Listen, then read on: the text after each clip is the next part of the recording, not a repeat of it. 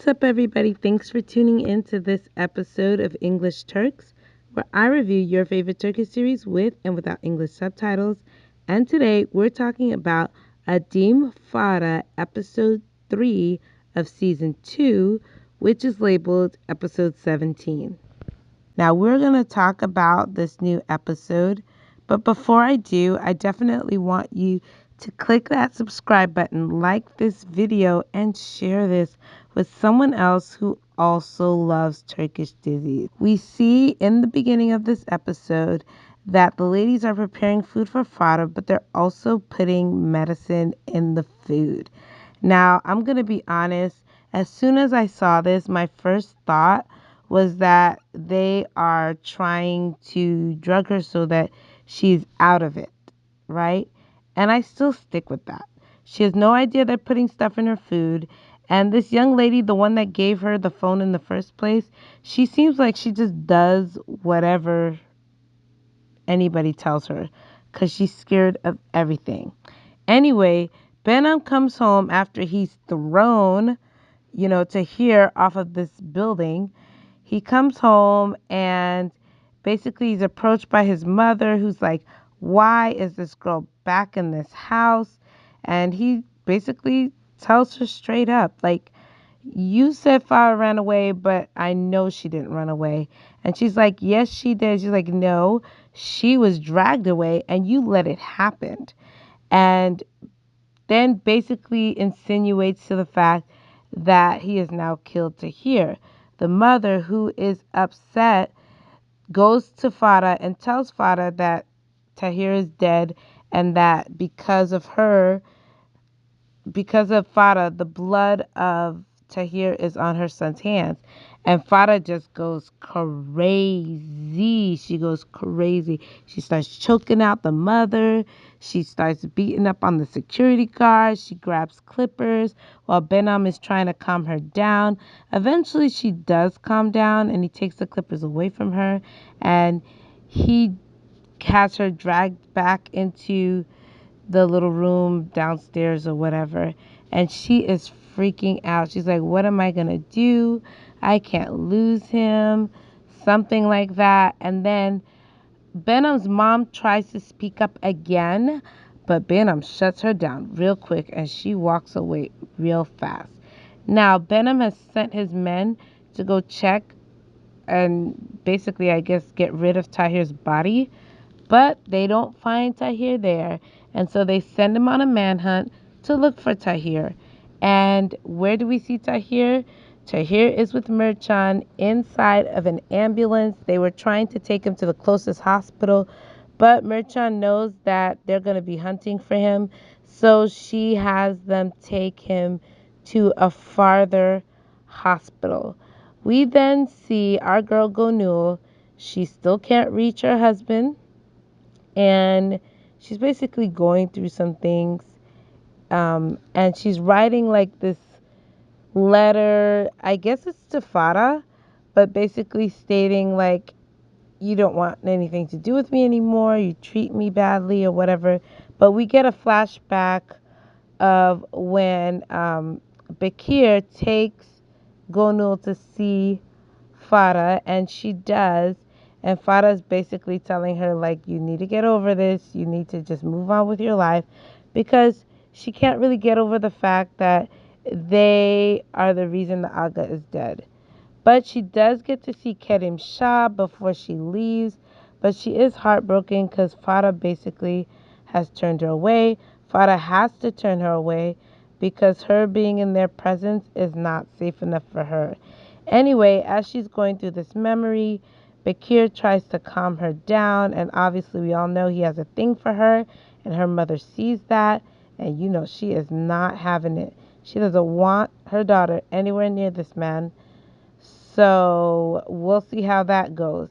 Anyway, Farah, in her depressive, sad state, she's hallucinating that she is seeing Tahir. And Tahir is basically talking to her, telling her she has to continue on, not to give up, that she still has to be, the mother lion to Kerim Shah, And so she has to do what she has to do to do better. Anyway, here's the next scene that comes up, which is Benham going into the kitchen, seeing the women putting the medicine in Farah's food, and he ups the dosage. And he's basically saying, like, just give it to her, you know?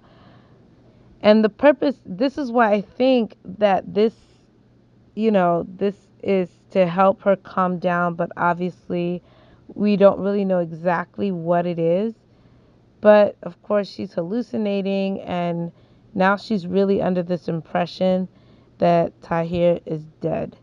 So, because she got this encouraging speech from Tahir, Ben goes to see her, and she's like, "You can't break me. You're trying to force me to love you, but I am not gonna ever love you because me and him are connected forever," and all this stuff. And he basically leaves her in the room. Okay? Tahir is in the hospital with Mirchan, and he is also having a vision because I guess he's like in a coma or something. He hasn't woken up. And so he's dreaming that he's on a hill, he's with Farah, he's in love, everything is good between them. And he's basically saying, "Don't leave me, stay with me." And honestly, this is what he wanted life to be like.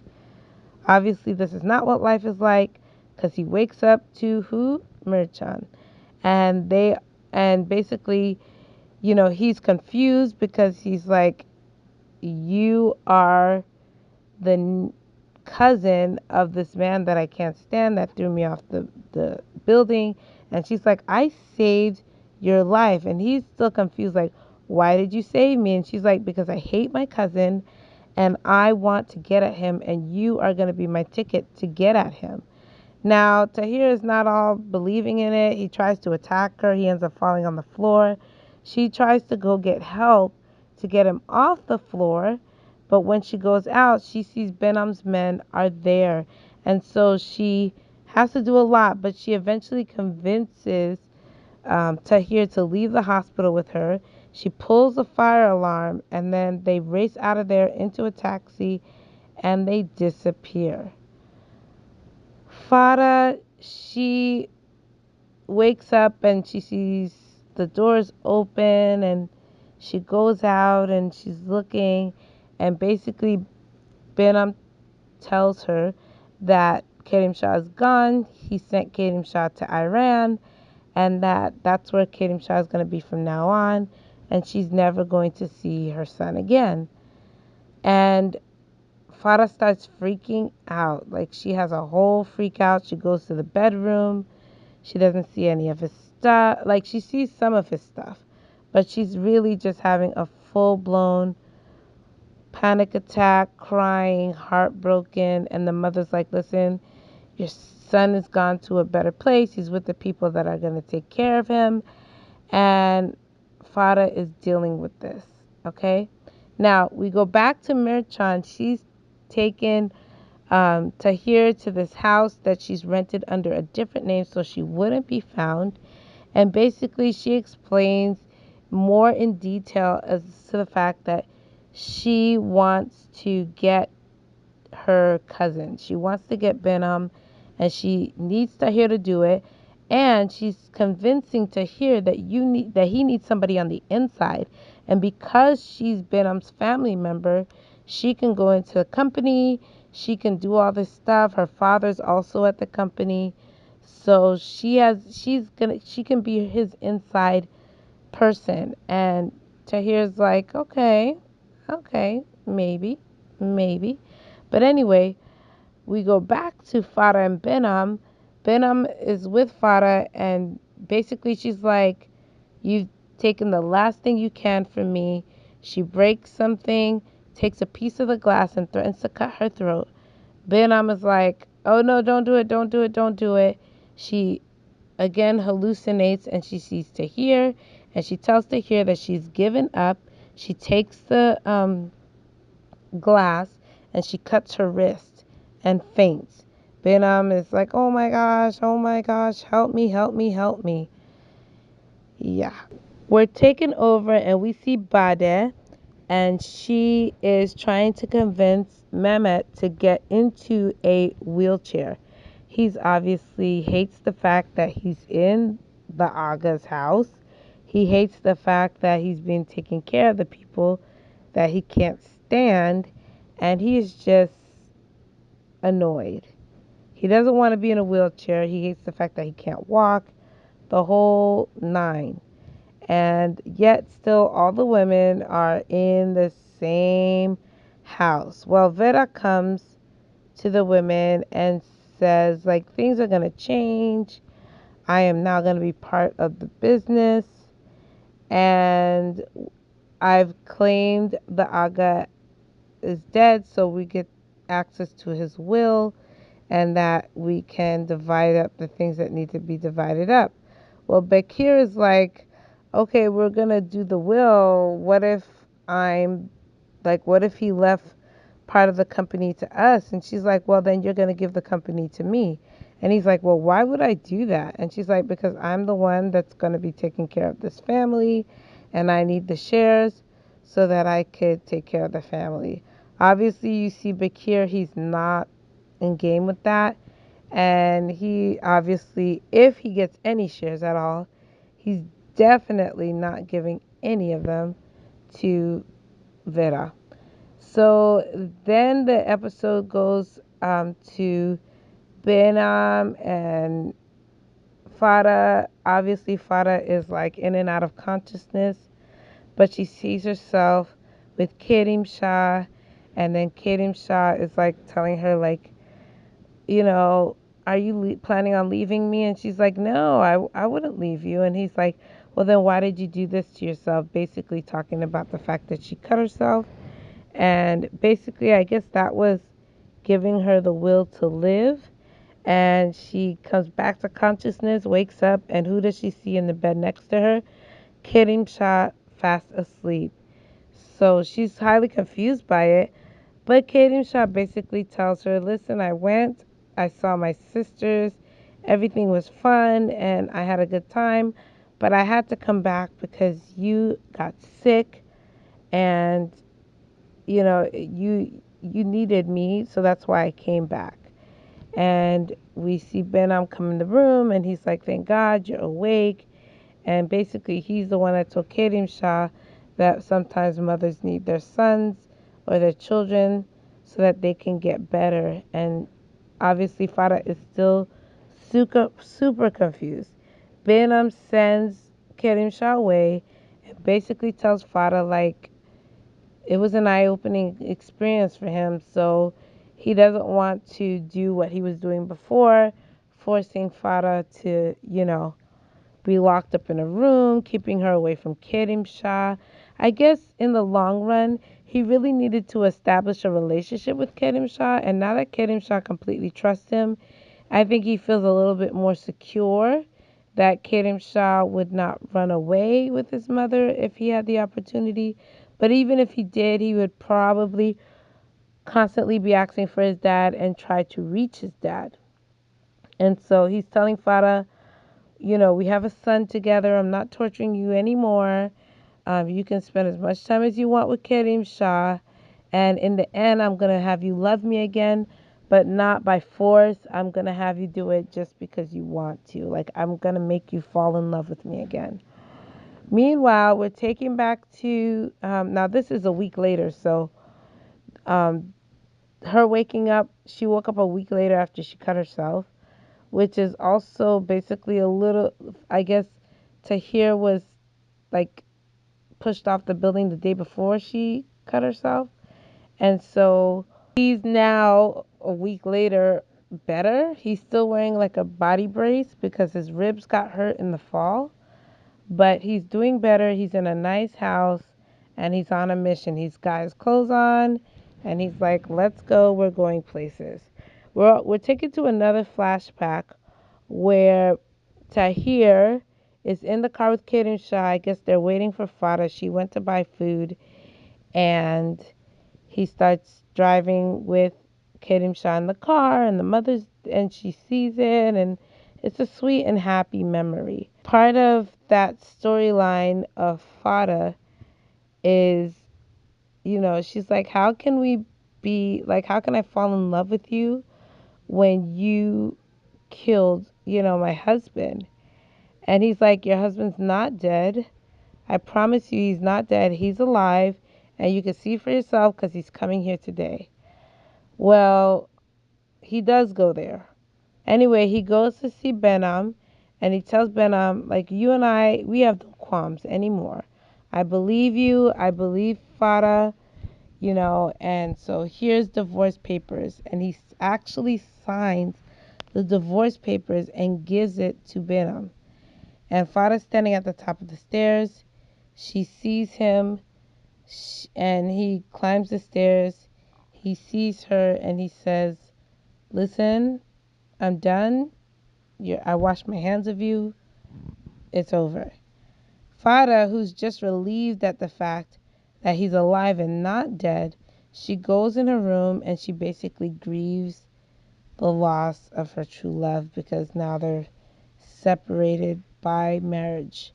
They're no longer going to be married because he signed the paper.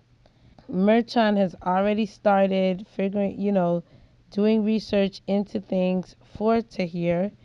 And then we see Benham goes into the room to Farah and tells her like, he's your ex-husband now. He signed the papers and gives her the papers so she can see.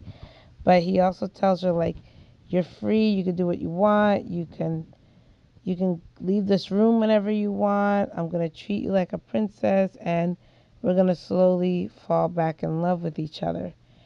She does leave the room. She sees Kerim Shah. She goes to Kerim Shah. He asks her to feed him and she does begin feeding him. Benham leaves them, lets them be, goes about his merry way. And while Farah's feeding him, he says he wants the food to have more salt. So she in turn goes to get the salt from the kitchen. But as she's going, she sees the two ladies are putting medicine in the tea that they were making for her. Like the tea was hers. She knows the tea was hers.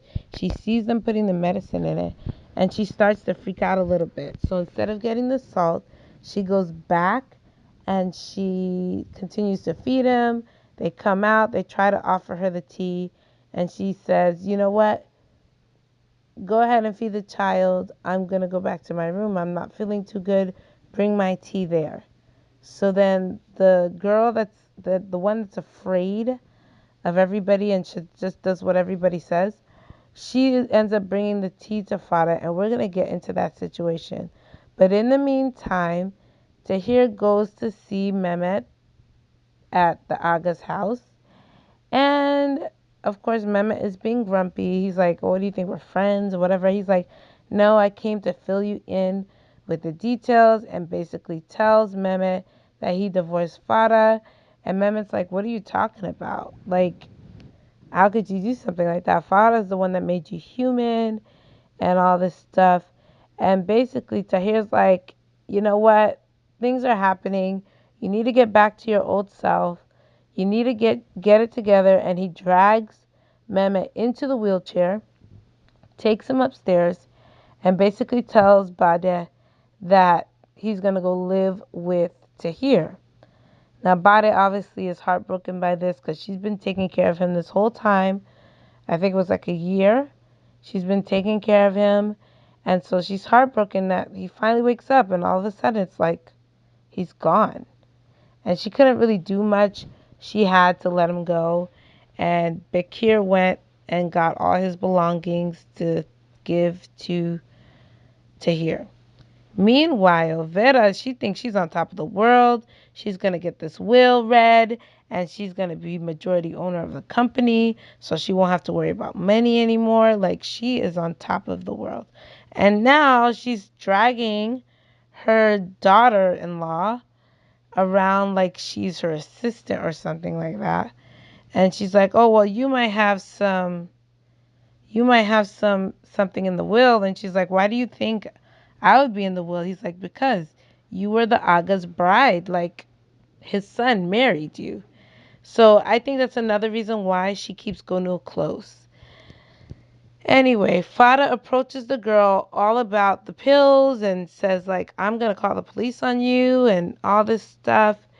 And the girl's like, I'm sorry, I won't do it again. And she's like, no, if they tell you to give me this medicine, you give it to me, but you let me know what you put it in, right? Because they don't put it in all her food. They put it in particular things like her tea, or it'll be her soup one day, or it'll be something else. So she tells her whenever you do it, just don't let them know that I know that you're doing it, and you let me know what you're putting, like what you're putting this medicine in. Then we find out, which I told you guys before, I knew that this was going to be the case. We find out that Benham has a video of the Aga dying and how they didn't help him and all this stuff. And they're using that against Farah. He's basically using that against Farah, and he's keeping that as his security. Farah realizes, like, OMG, I'm going to have to figure this out and save myself by getting this video clip. Meanwhile, back at the office, Merchan is video recording the people that are at this meeting. She video records one particular man who basically played both sides of the police force. He's now in charge of security for Benham. And so she, in turn, takes this information and gives it to Tahir. She also works into the plan that they're supposed to be announcing this merger between the Azadeh and the Akanji, which is Benam and Vera teaming up together, bringing their businesses together. And Merchant says, instead of doing this quiet thing, let's make it a big thing. Let's make it like an opulent thing. Let's invite a bunch of press people. Let's make this bigger than what it is. And her father agrees. The head of security agrees. And they're basically caught off guard by it. But Benham's like, okay, whatever, we'll do it. He goes home, and Farah is gotten herself all makeuped up. She's got her hair hanging down. She's got lingerie on. She's making sure her shoulder's showing. She's trying to appeal to his manhood, right?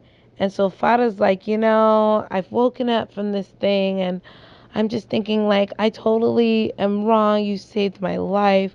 I should have never done what I've done. I feel so guilty about it. And I want to start this new life with you. But I'm having all these fears that the police are going to come and everything's going to be bad because you have this video. And I don't know what I would do because of this video. And he's like, don't worry. The video is not here. I'm keeping it at this company and I'm keeping it safe there. And she's like, well, somebody broke into the house. He runs and finds out, well, she had the maid servant girl tell the security guards that someone had broken into the house. And so when Benham asks the security, did someone break into the house? They confirm it. And basically she's trying to plant this like thing in his head, like the house is not safe. The house is not safe. If anything is there, somebody might steal it. Meanwhile, Mehmet and Tahir, they're in this apartment together. He's cooking for Mehmet, but he's also planting a seed. He's telling him, like, listen, this guy, he's done some shady things and all that. And Mehmet's like, I see what you're trying to do. I don't know. He kind of appreciates him for it. But Tahir has a specific purpose of him doing that. So he's like, if I'm going to find more information on this guy Haluk, then I'm going to have to use Ilyas. Now, remind you, Ilyas has still not gone to see Mehmet because why? He's working for the lambs. And he has this fear that maybe Mehmet might know. But anyway, Mehmet reaches out to him to get that information. And they go from there. Okay? So the next day, Ilyas comes. He brings the information to Mehmet, but he refuses to see Mehmet. And Tahir takes the information, goes inside, reads up on it so he can get particular information about the Haluk guy, and then he in turn gives the documentation over to Mehmet so Mehmet could start doing his research. Meanwhile, at the Benham mansion, um, Merchant goes over to visit them. They're all having breakfast at the table, and she says that she is offended. They're about to have this big press conference, but Benham is trying not to be part of the press conference. They eventually convince him to actually do the press conference. Meanwhile, we see Gonul's mom is still in cahoots.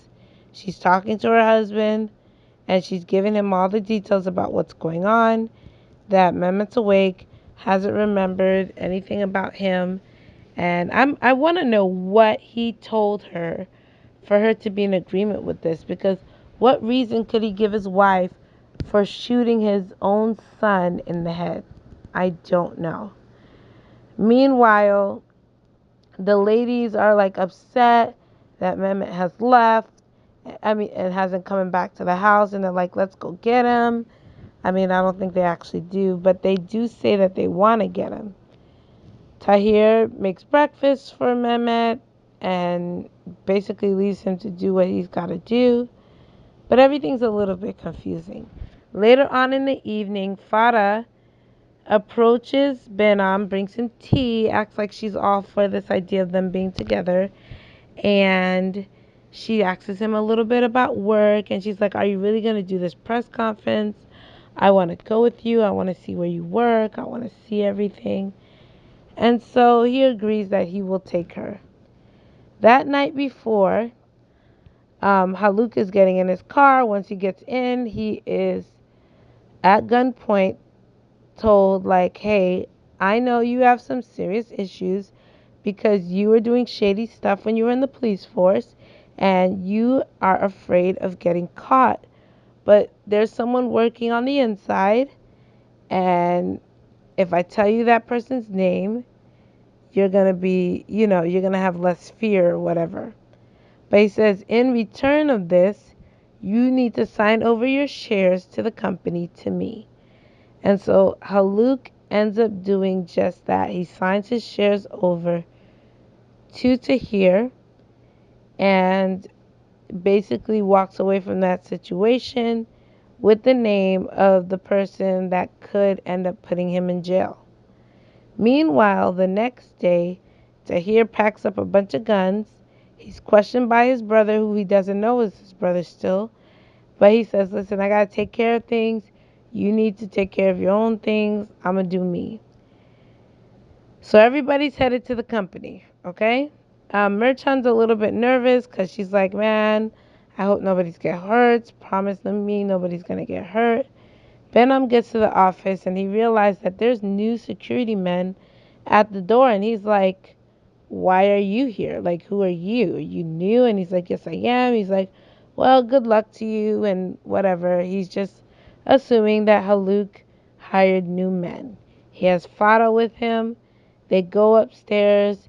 He shows her around the company, and then she's like, can I see your office? Like, how is he that gullible and ridiculous that he can't see? She's not even trying to hide the fact that she's going there for a specific reason. Like, it's so ridiculous.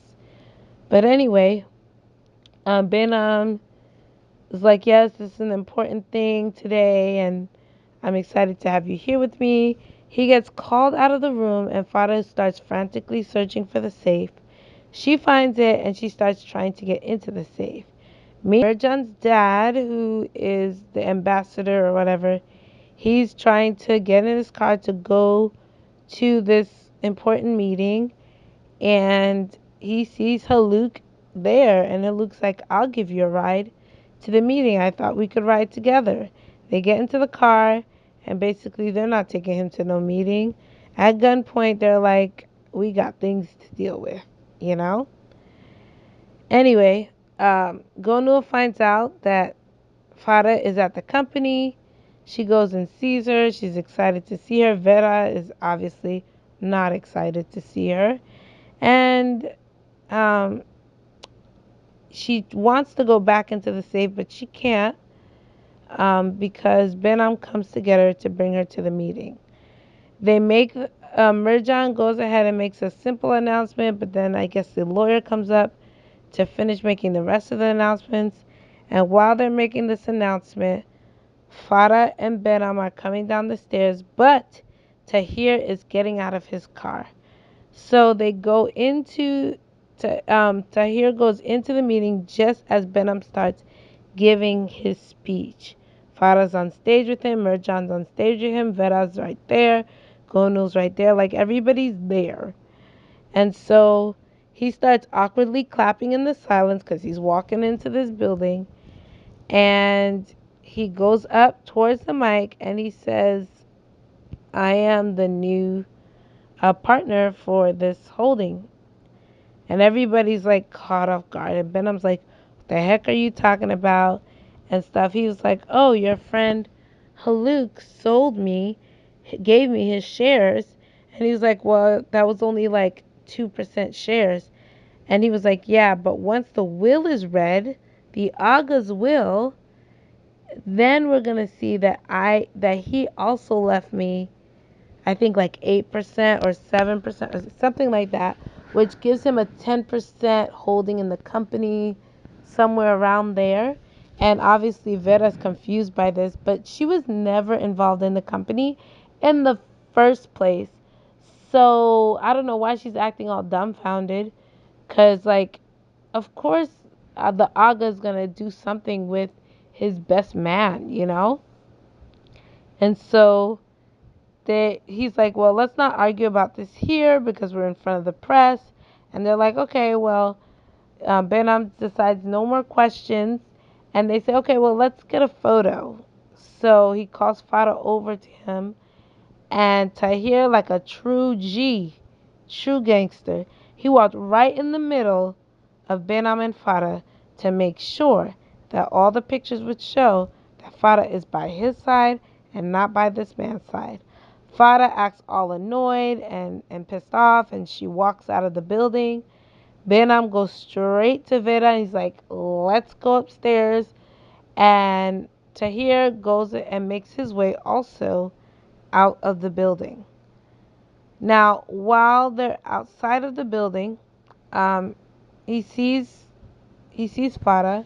He goes and talks to her, and basically, she's like, "What are you trying to do? You're ruining everything." He was like, "Oh, are you doing all of this for for Benham?" Like, he makes some remark to her, which kind of annoys her. It wasn't worthy of a slap, but she decides she wants to slap him. He grabs her arm and tells her never to do that again. And when he's bringing her hand down, he notices the scar from when she cut herself. Because he was asking her, like, how were you able to come out of the house? Like, how are you able to be here today? He's like, what did you have to do to get his permission? Because he knows that she's not there by choice. So I guess her version of wanting to slap him was basically saying, like, how dare you insinuate that I had to beg my way out of the house? You know what I mean? But anyway, he sees the cut on her wrist, and he's like, is this what you had to do to get out of the house? Is this what you had to do to be able to be here today? And honestly, I'm going to tell you, this was absolutely my favorite, favorite scene. I loved this scene. Him looking at it, and he's like, Fada, tell me now. I mean, he got into husband mode, he got into protection mode. But you know what? In this episode, they shared two kissing scenes. One, well, three. One in her vision when she was hallucinating, and then two in his hallucination. But you know what? Those kisses had nothing on this moment. Like this moment of them just there, him looking at her arm, it was so, like, they did a good job. As actors and actresses, they pulled us in. Like, I rewatched that scene a couple of times just because it touched me so much. So, anyway, that's how the episode ended. Obviously, we're going to see in the next episode the reading of the will.